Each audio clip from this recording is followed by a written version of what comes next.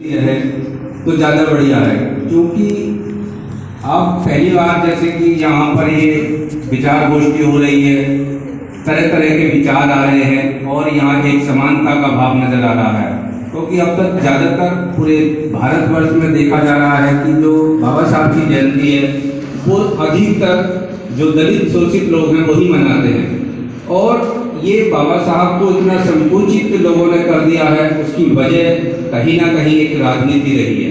बाबा साहब इतने छोटे व्यक्तित्व नहीं है, बाबा साहब की इतनी डिग्रियां और बाबा साहब का इतना संघर्ष में जो जीवन है, क्योंकि बाबा साहब के साथ जो एक भेदभाव रहा वो एक अलग बात है, लेकिन बाबा साहब का सहयोग जो रहा वो भी कहीं ना कहीं क्षणों के द्वारा रहा।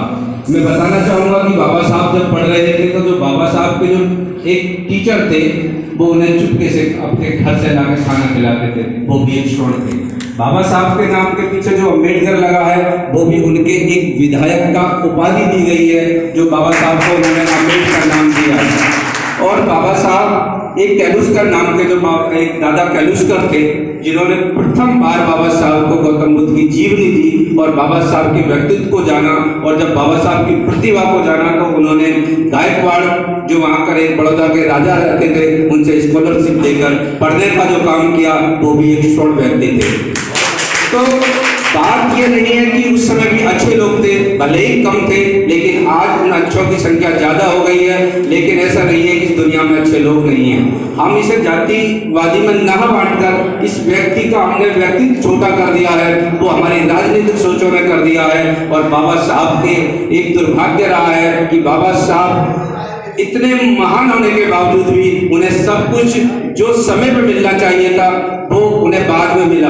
उन्हें भारत रत्न भी मिला तो उन्हें मरणोपरांत मिला। अगर आज यहाँ 130वें जन्मदिन की शुरुआत भी अगर बार ने की है तो ये बहुत देर बाद की है, क्योंकि वो व्यक्तित्व पहले से ही था, वो आज नया नहीं है, आज उनकी काबिलियत कोई बड़ी नहीं है, ये भी बहुत पहले ये शुरुआत हो जानी चाहिए थी। तो बाबा साहब का दुर्भाग्य रहा है, हमारे भारतवर्ष का दुर्भाग्य रहा है कि बाबा साहब की प्रतिभाओं को बहुत बाद में जाना गया है। क्योंकि बाबा साहब जब स्कॉलर पर पढ़ने गए थे तो मैं कहना चाहूँगा कि शायद अगर वो कैलुस्कर जी बाबा साहब को ना मिलते और गायकवाड़ से उनकी मुलाकात ना कराते और गायकवाड़ जी उन्हें स्कॉलर पर विदेश पढ़ने ना भेजते तो वो इतनी अच्छी डिग्री लाकर और इस कॉन्स्टिट्यूशन का निर्माण ना करते। बाबा साहब जब विदेश से पढ़कर आए, ये बात सही है, क्योंकि ये मुझे कहने में भी संकोच नहीं है कि बाबा साहब के साथ समय समय पर जाति ने उनको घेरा, जाति के कारण उनके साथ भेदभाव हुआ, लेकिन वो इतने महान व्यक्ति, उन्होंने कभी उस भेदभाव को अपने साथ नहीं रखा। अगर अपने साथ रखते तो वो इतना महान काम नहीं कर पाते। बाबा साहब जब विदेश से पढ़कर आए तो गायकवाड़ की एक शर्त थी कि आप जब विदेश से पढ़कर आओगे तो हमारे यहाँ आपको नौकरी करनी पड़ेगी। बाबा साहब ने जब वहाँ गायकवाड़ के यहाँ नौकरी करने के लिए गए तो वहाँ देखा कि पहली बात तो बाबा साहब को वहाँ कहीं भी कोई कमरा नहीं मिला। जब जाति पूछी जाती थी तो उन्हें कमरे देने से मना कर दिया गया था। बाबा साहब ने नौकरी ज्वाइन करी, वहाँ का जो चपरासी था वो भी बाबा साहब की जो कालीन खींच ली गई, पानी हटा के रख दिया गया। बाबा साहब ने कहा कि अरे भाई मैं एक अधिकारी हूँ, एक सैनिक सचिव पद मिला था, बहुत बड़ी रैंक होती है कि जो आज भी IAS होते हैं उनको भी, जो बहुत अच्छे IAS होते हैं वो उनको दिया जाता है। बाबा साहब की काबिलियत कहीं ना कहीं तो रही होगी। बाबा साहब एक अच्छी डिग्री विदेश से लेकर आए थे, तभी गायकवाड़ ने उन्हें उस ओहदा पर बैठाया था, लेकिन बाबा साहब का पीछा जाति का बंधन नहीं छोड़ रहा था। बाबा साहब मात्र छुआछूत के कारण, उस व्यवहार के कारण मात्र 11 दिन नौकरी कर पाए थे और बाबा साहब ने वहां से रिजाइन दे दिया। बाबा साहब तब जाकर ये माने, क्योंकि बाबा साहब भी ये समझते थे कि शायद इस शोषित वर्ग के साथ इस वजह से भेदभाव होता है क्योंकि वो कम पढ़ा लिखा है, क्योंकि उस समय पर लोग मरे हुए ढोरों की खाल काढ़ा करते थे और यहाँ तक कि कुछ लोग खाने के अभाव में मरे हुए ढोरों का मांस भी खाते थे। तो बाबा साहब समझते थे कि शोषित समाज से लोग शायद इसलिए घृणा करते हैं क्योंकि वो पढ़े लिखे नहीं है, एजुकेटेड नहीं है। लेकिन बाबा साहब को उस दिन एक एहसास हुआ कि अरे भाई मैं तो विदेश से डिग्री लेकर आया हूँ, आज विदेश के कपड़े मैंने पहने हुए हैं, लेकिन मुझ जैसे व्यक्ति के साथ भी अगर ये भेदभाव है तो मेरे उस अनपढ़ समाज के साथ जो अभी एजुकेटेड भी नहीं है, अभी वो पढ़ लिख भी नहीं पाया है और अच्छे अच्छे व्यवसाय में भी नहीं जा पाया है, तब बाबा साहब ने एक प्रण लिया कि भाई मैं इसके लिए लड़ाई लड़ूंगा, और बाबा साहब ने उसकी लड़ाई लड़ी। तो मैं आपको बता देना चाहता हूँ कि क्योंकि जब संविधान सभा का गठन हुआ तो वहां पर यह व्यवस्था थी कि भाई चुनाव लड़ना पड़ेगा और वही व्यक्ति संविधान सभा का सदस्य होगा। आप सब लोग जानते हैं क्योंकि हम पढ़े लिखे लोग हैं, बाबा साहब ने बंबई से संविधान सभा का इलेक्शन लड़ा, लेकिन बाबा साहब के विरुद्ध सभी लोग एक हो गए और बाबा साहब को वहां से हरा दिया गया। वहां ये हुआ कि क्योंकि एक बार में चुनाव नहीं था, चुनाव बार बार हो रहे, तो बाबा साहब ने दूसरा पर्चा बंगाल से भरा। वहां पर एक मुस्लिम लीग वगैरह थी, तो वहां पर मुस्लिमों का समर्थन मिला और बाबा साहब वहां से जीत गए। लेकिन बाबा साहब जीत तो गए, जब इस भारत देश का बंटवारा हुआ तो वो क्षेत्र पाकिस्तान में चला गया, और जब पाकिस्तान में चला गया तो बाबा साहब जीतने के बावजूद भी उस संविधान सभा से अलग हो गए, क्योंकि वो हिस्सा पाकिस्तान में चला गया। लेकिन ऐसा नहीं है, बाबा साहब की काबिलियत को भले ही देर में जाना, लेकिन संविधान सभा ने भी जाना। उन्होंने माना कि बाबा साहब के संविधान में आए बिना संविधान का निर्माण होना संभव नहीं है। तब एक राव साहब थे, वो संविधान सभा के सदस्य नहीं थे, लेकिन उन्होंने राजेंद्र प्रसाद से गुजारिश की कि अरे भाई कैसे ही भी करो, बाबा साहब को इस संविधान सभा में आपको लाना पड़ेगा, और बिना बाबा साहब के आप संविधान नहीं लिख सकते। क्योंकि उस समय पर विदेश से संविधान लिखने की बातें हो रही थी, लेकिन हमारे जो बुद्धिजीवी थे वो सभी विचार भी कर रहे थे कि आज देश आजाद हो रहा है, अगर हम बाहर से किसी व्यक्ति को बुलाकर संविधान लिखेंगे तो हमारे विदेश के लोग और इस भारत देश में क्या विदेश के लोग क्या कहेंगे कि देश आजाद तो करा लिया, लेकिन एक व्यक्ति इस भारत में ऐसा नहीं है जो आपका संविधान लिख सके। लेकिन राजेंद्र प्रसाद जी ने फिर एक आग्रह किया बंबई से कि भाई कैसे भी करो, किसी की भी सीट खाली करो, लेकिन बाबा साहब को संविधान सभा में लाना है। तब बाबा साहब को पुनः बंबई से खड़ा किया गया और पुनः बंबई से जीतकर बाबा साहब संविधान सभा में आए, और संविधान सभा में वो प्रारूप समिति के सदस्य अध्यक्ष बने और ड्राफ्ट कमेटी बनी और उसको संविधान लिखा गया। ये बात भी सही है जो अभी पूर्व वक्ताओं ने कहा है, क्योंकि उस संविधान सभा में तो 389 सदस्य थे, एक्यूरेट नहीं मुझे पता, लेकिन जो प्रारूप समिति थी उसमें 7 सदस्य थे, और 7 सदस्य में एक की मृत्यु हो गई थी, और बाकी लोग भी किसी बीमारी के कारण और जो बाबा साहब का पूर्ण रूप से सहयोग नहीं कर पाए थे। बाबा साहब अकेले लगभग रह गए थे, और वो कई घंटे रात को भी संविधान लिखने का काम करते थे। उन्होंने 2 साल 11 माह 18 दिन में संविधान को पूरा करके भारत को सौंपा। और बाबा साहब ने एक बहुत अच्छी बात कही थी, जब संविधान को संविधान सभा में सौंपा गया, बाबा साहब ने कहा था, मैं नहीं कहता कि ये संविधान बहुत अच्छा होगा, इस संविधान को लागू करने वाले लोग अगर अच्छे होंगे तो ये निश्चित अच्छा साबित होगा, अगर इस संविधान को लागू करने वाले लोगों की नियत सही नहीं होगी तो ये संविधान अच्छा साबित नहीं होगा। तो संविधान वही है और आज भी वही है, लेकिन इसको लागू करने वाले लोग अगर अच्छे हैं तो इस संविधान के बल पर हम दुनिया में अपना परचम लगा सकते हैं, हम बता सकते हैं कि यहाँ इक्वलिटी है, समानता है। बाबा साहब को संकुचित करने का काम यहाँ के जो राजनेताओं ने किया है, मैं इसका दोष उन्हें देता हूँ। अगर बाबा साहब को और महापुरुषों की तरह अगर हमें हमारी किताबों में हमारे बच्चों को पढ़ाया जाता तो आज बाबा साहब के बारे में, उनके जीवन से लेकर उनके मरने तक की बातें हम सबको याद होती। मैं समझता हूं कि बाबा साहब की किताबें जिन्होंने अलग से पढ़ ली हैं उन्हें बाबा साहब के बारे में नॉलेज है। आज अगर एक IAS भी है वो बाबा साहब के बारे में, बाबा साहब की जीवनी नहीं बता सकता। क्यों? क्योंकि बाबा साहब को जो एक राजनीतिक देशभाव की बदौलत उनका कोई चैप्टर बहुत छोटा सा एक उसको दिया गया है कि संविधान निर्माता के रूप में, लेकिन उनकी जीवनी के रूप में बाबा साहब को नहीं पढ़ा गया। अगर बाबा साहब को इस पाठ्यक्रम में पढ़ा जाता तो बाबा साहब को सब लोग उनके सारे जीवन से अवगत होते, बाबा साहब के बारे में जानते कि बाबा साहब ने कितना काम सबके लिए क्या है, पूरे देश के लिए क्या है। बाबा साहब एक ऐसे व्यक्ति थे जो ब्रिटिश सरकार में कानून श्रम मंत्री बने। ब्रिटिश सरकार में 1942 से और 1946 तक बाबा साहब श्रम मंत्री रहे। अगर आज समानता का वेतन की बात है तो वो बाबा साहब का काम है। अगर 12 घंटे से 8 घंटे अगर आप मजदूर काम करता है तो बाबा साहब का काम है। अगर मातृत्व लाभ अगर आज महिलाओं को छुट्टी मिलती है तो बाबा साहब का काम है। अगर मजदूर यूनियन बना सकते हैं तो बाबा साहब का काम है। बाबा साहब ने तो देश आजादी से भी पहले इस भारत के मजदूरों के लिए अनेकों काम किए हैं। लेकिन वही बात है कि बाबा साहब के बारे में ज्ञान न रखने के कारण हम अनेकों बातें कर जाते हैं। बात रही, बहुत सारी बातें हैं कि नारी के बारे में अगर मैं कहूँ तो जितना बाबा साहब ने नारियों को सम्मान दिया इतना तो कोई दे भी नहीं सकता।